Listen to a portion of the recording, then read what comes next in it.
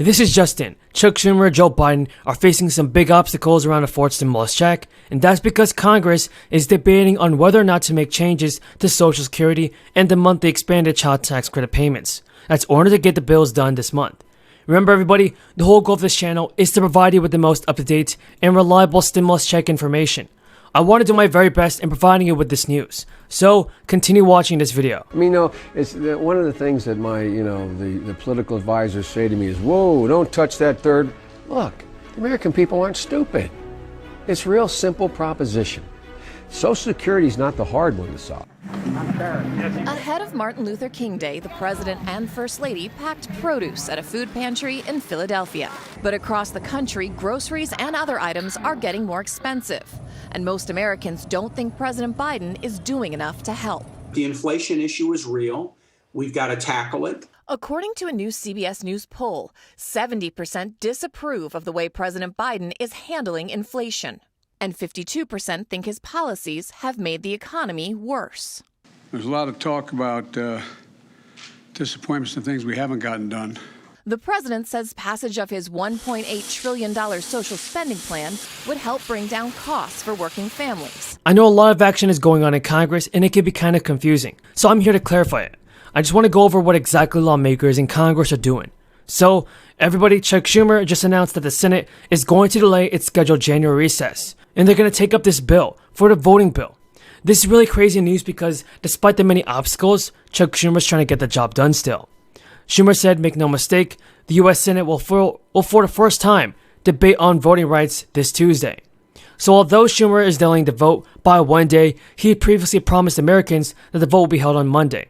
He says his decision to delay the vote was due to the surging crisis and the winter storm. Now Schumer said that he actually expects all Republicans to block the bill from advancing.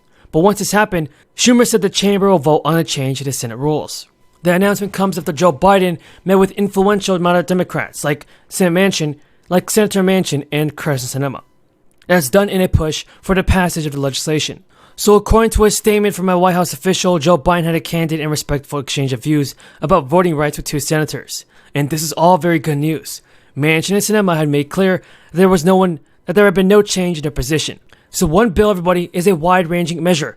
It's called the Freedom to Vote Act, crafted for Senator Manchin, that is. Democrats are going to do all that it takes to send out the fourth stimulus check, according to what they say, at least according to multiple sources. The good news, though, is that many Democrats are already in discussions about a fourth round of payments. Many Democrats have also shown support for this bill, and stimulus checks can be sent out. In fact, some stimulus payments in certain cities and states are being sent out to the Americans that need them help. President Biden definitely needs to do more on this, but at least some people are receiving stimulus payments. Thank you again for your support, and until next time, have a great day.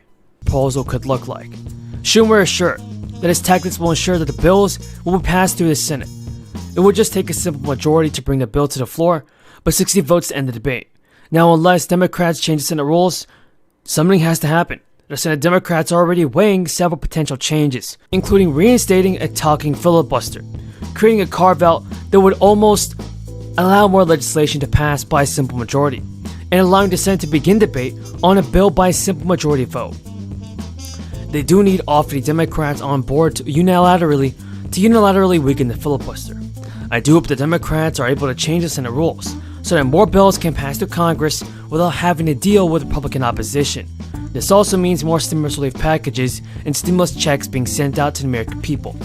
If you guys support a fourth stimulus check, tell me in the comments below. I definitely think it's necessary, and I definitely want to see President Biden do this.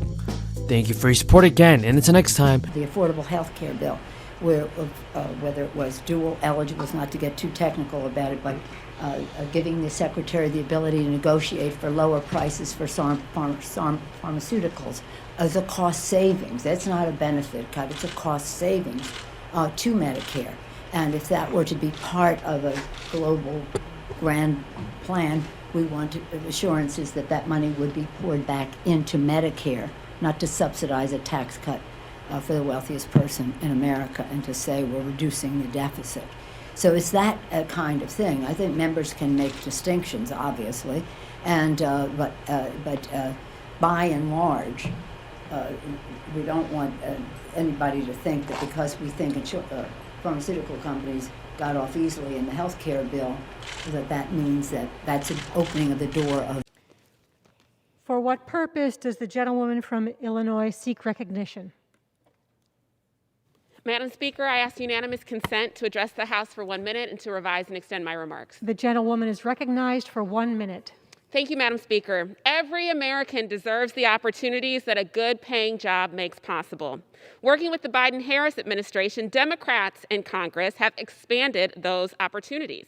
Thanks to investments like the American Rescue Plan and the bipartisan infrastructure law, job creation is at record levels. The bipartisan infrastructure law will create millions more good-paying union jobs. Not only will it rebuild our roads and bridges, it invests in infrastructure that will spur economic development in our communities. Removing lead pipes and guaranteeing clean drinking water for 10 million more Americans will improve community health and help attract new companies that will bring jobs and investments.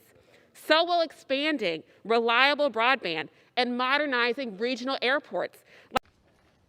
Well, thank you all for being here today, and I want to thank all my colleagues. You can see by the number of people that are participating in this press conference today how passionately we feel about this.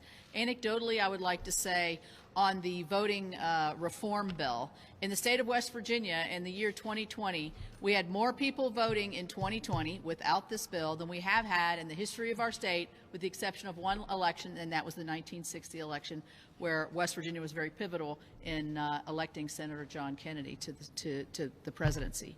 Also, our Secretary of State has written, as Senator Barrasso said, in opposition to this, along with 54 of the 55 county clerks. That's 54. We have 55 counties. 54 of those clerks have written in opposition to this bill. I'm going to concentrate on three things here with the filibuster. First of all, the hypocrisy. I want to thank you, the press. I want to thank specifically the Washington Post, because I pulled up a montage this morning of the statements that Ted just referred to from Senator Schumer's, Senator Durbin, Senator Coons, and others, saying there's no way they would ever vote to break the filibuster. And here we are today with them eating their words. So that's hypocritical at the face of it. Supposedly, this is going to have more impact on bipartisanship. We're going to be bipartisan? I mean, seriously? We're going to be more bipartisan? Good morning. And a good morning it is. Today is a big day for our democracy and a big day in the House of Representatives. Today the House will make a major step toward defending our democracy as we vote to send the Freedom to Vote John Lewis Act to the Senate for urgent consideration. I just want to say four things about the bill, the Freedom to Vote bill. We